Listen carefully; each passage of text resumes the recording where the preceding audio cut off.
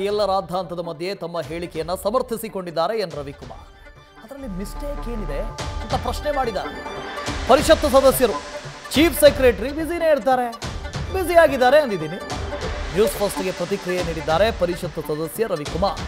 ಅದಕ್ಕೆ ಹೇಳೋದು ಭಾಷೆ ಬಂದರೆ ಸಾಲೋದಿಲ್ಲ, ಆ ಭಾಷೆಯಲ್ಲಿ ಸೆಂಟೆನ್ಸ್ ಫಾರ್ಮೇಷನ್ ಅಂತಿರುತ್ತೆ, ವಾಕ್ಯಗಳ ರಚನೆ. ಆ ವಾಕ್ಯ ರಚನೆ ಹೇಗೆ ಮಾಡಬೇಕು ಅಂತ ಗೊತ್ತಿರುತ್ತೆ, ನಿಮಗೆ ಗೊತ್ತಿರಬೇಕು. ನಿಮ್ಮ ಇಂಟೆನ್ಷನ್ ಅದಾಗಿರಲಿಲ್ಲ ಅಂದರೆ ನಮ್ಗೆ ಕೇಳಿಸಿದ ಆ ರೀತಿ. ಬಟ್ ಅವ್ರು ಹೇಳ್ತಾ ಇದ್ದಾರೆ ಇಲ್ಲ ಇಲ್ಲ ನಾನು ಹಾಗೆ ಹೇಳಿಲ್ಲ, ನಾನು ಹೇಳಿದ್ದೇ ಬೇರೆ. ಹಾಗಾದ್ರೆ ನ್ಯೂಸ್ ಫಸ್ಟ್ ಜೊತೆಗೆ MLC ರವಿಕುಮಾರ್ ಮಾತಾಡಿದ್ದಾರೆ, ಏನು ಹೇಳಿದ್ದಾರೆ ಕೇಳ್ಕೊಂಡು.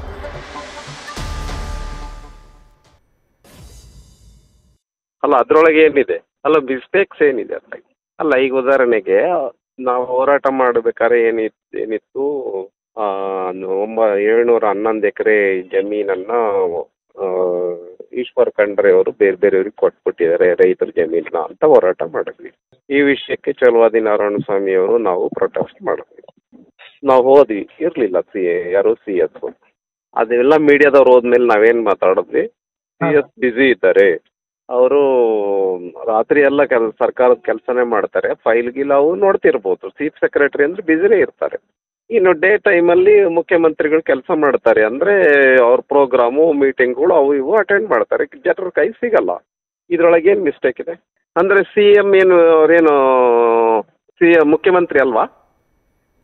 ಅವರು ಹೀಗೆ ಹೇಳಿದ್ದಿದ್ರೆ, ಇದೇ ಅರ್ಥದಲ್ಲಿ ಹೇಳಿದ್ದಿದ್ರೆ ಅದನ್ನು ಒಪ್ಕೊಳ್ಬಹುದು.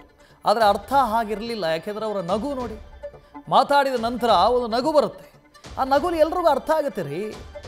ನಾವೆಲ್ಲ ಅಂಗನವಾಡಿ ಮಕ್ಕಳ? ರಾಜ್ಯದ ಮಕ್ಕಳು, ರಾಜ್ಯದ ಜನ ಏನು ಪ್ರಬುದ್ಧರಲ್ವಾ, ಅಪ್ರಬುದ್ಧರ? ಇಷ್ಟು ಹೇಳಿದ್ರೆ ಅರ್ಥ ಆಗೋದಿಲ್ವ ನಮಗೆ ನೀವೇನು ಹೇಳಿದ್ದೀರಿ ಅಂತ? ಅದಕ್ಕೆ ಸಮಜಾಯಿಷಿ ಕೊಡುವಾಗ ಅವ್ರು ಹೇಳಿದ್ದು ನೋಡಿ, ಪಾಪ ರಾತ್ರಿ ಫೈಲೆಲ್ಲ ನೋಡಬೇಕಲ್ಲ, ಬ್ಯುಸಿ ಇರ್ತಾರೆ, ಹಗಲಲ್ಲಿ ಮುಖ್ಯಮಂತ್ರಿಗಳ ಕೆಲಸ ಅದು ಇದು ಅಂತ ಹೇಳ್ತಾರೆ, ಹಾಗಾಗಿ ಬ್ಯುಸಿ ಇರ್ತಾರೆ. CS ಬ್ಯುಸಿ ಇರೋದಿಲ್ವಾ? ಈ ಅರ್ಥದಲ್ಲಿ ನಾನು ಹೇಳಿದೆ ಅಂತ ಹೇಳ್ತಾ ಇದ್ದಾರೆ. ಆಯಿತು, ಅದೇ ಅರ್ಥದಲ್ಲಿ ಹೇಳಿದ್ದಿದ್ರೆ ಒಳ್ಳೆಯದು. ಅದರ್ಥ ಅಲ್ಲ, ಬೇರೆ ಅರ್ಥದಲ್ಲಿ ಅಶ್ಲೀಲವಾಗಿ ಹೇಳಿದ್ದೀರಿ ಅಂದರೆ ನಿಮ್ಮ ಮೇಲೆ ತನಿಖೆ ಆಗತ್ತೆ. ಒಂದು ಅರ್ಥದಲ್ಲಿ ಇಲ್ಲಪ್ಪ ಬಾಯಿ ತಪ್ಪಿ ಏನಾದರೂ ಹೇಳಿದ್ದಿದ್ರೆ ಕ್ಷಮೆನಾದರೂ ಕೋರ್ಬೋದಲ್ವಾ?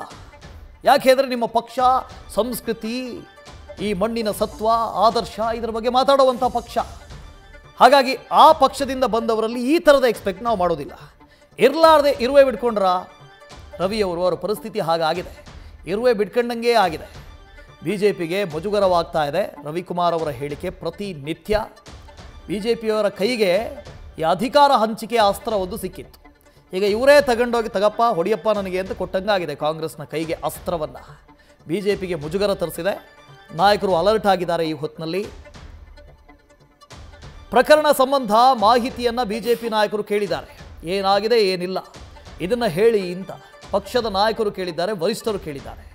ಖುದ್ದು ರವಿಕುಮಾರ್ ಅವರನ್ನ ಕರೆಸಿ ಹಿರಿಯರು ಮಾತನಾಡಿದ್ದಾರೆ. ರವಿಯವರೇ ಏನು ಹೇಳಿದ್ದೀರಿ ಅದನ್ನು ಹೇಳಿ ನಮಗೆ ಅಂತ ಹಿರಿಯರೇ ಮಾತಾಡಿದ್ದಾರೆ. ಪದೇ ಪದೇ ಇಂಥ ಹೇಳಿಕೆಯನ್ನು ಕೊಟ್ಟು ಪಕ್ಷಕ್ಕೆ ಮುಜುಗರ ತಂದಿದ್ದೀರಿ.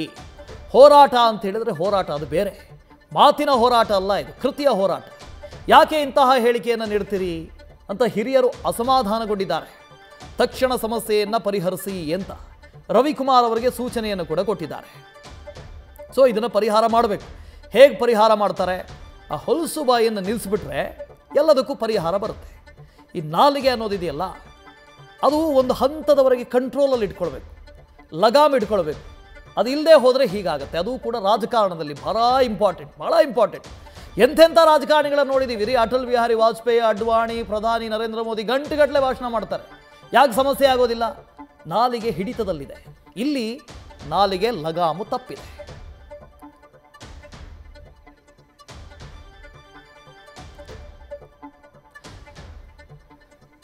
ಇನ್ನು ಈ ರವಿಕುಮಾರ್ ಅವರು ಇದೇ ಮೊದಲನೇ ಬಾರಿ ಹೀಗೆ ಹೇಳ್ತಾ ಇಲ್ಲ. ಅನೇಕ ಬಾರಿ ಈ ಹಿಂದೆಯೂ ಕೂಡ ಅನೇಕ ಬಾರಿ ಈ ಥರದ ರಾದ್ಧಾಂತಗಳನ್ನು, ರಗಳೆಗಳನ್ನು ಮಾಡಿದ್ದಾರೆ.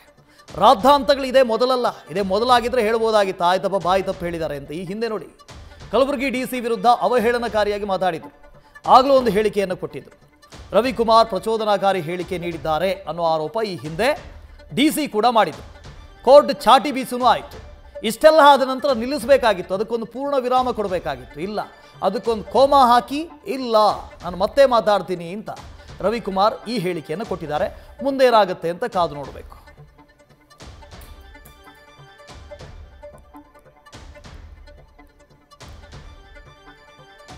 ಈ ಹಿಂದೆ DC ಅವರ ವಿರುದ್ಧ ಮಾತಾಡಿದರು.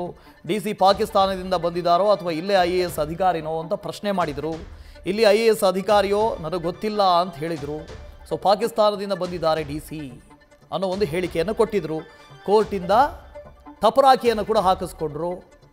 ಪಕ್ಷದ ಬಹಿರಂಗ ಸಭೆಯಲ್ಲಿ ಜಿಲ್ಲಾಧಿಕಾರಿಯವರ ಬಗ್ಗೆ ಈ ರೀತಿಯಾದಂಥ ಹೇಳಿಕೆಯನ್ನು ಕೊಟ್ಟಿದ್ದರು. ಮೇ 24ನೇ ತಾರೀಕು ಕಲಬುರಗಿ ಚಲೋ ಪ್ರತಿಭಟನೆಯಲ್ಲಿ ಈ ಹೇಳಿಕೆಯನ್ನು ಕೊಟ್ಟಿದ್ದರು.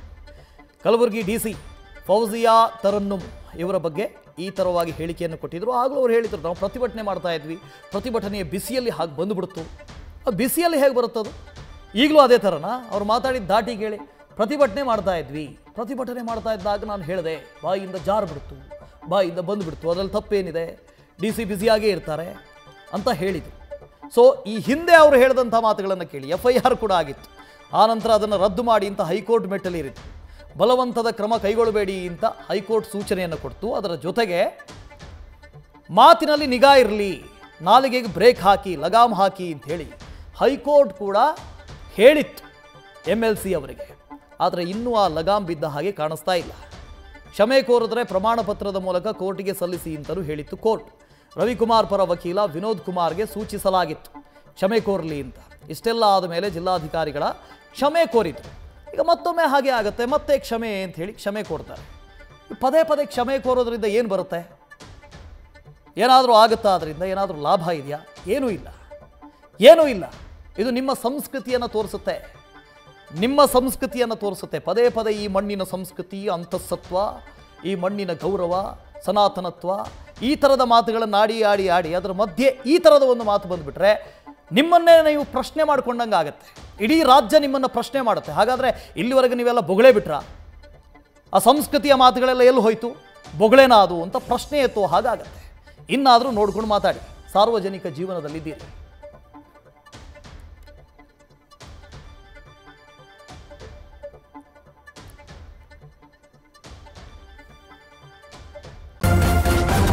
ನ್ಯೂಸ್ ಫಸ್ಟ್, ನಿರ್ಭೀತಿಯಿಂದ ನಿಮ್ಮ ಪರವಾಗಿ.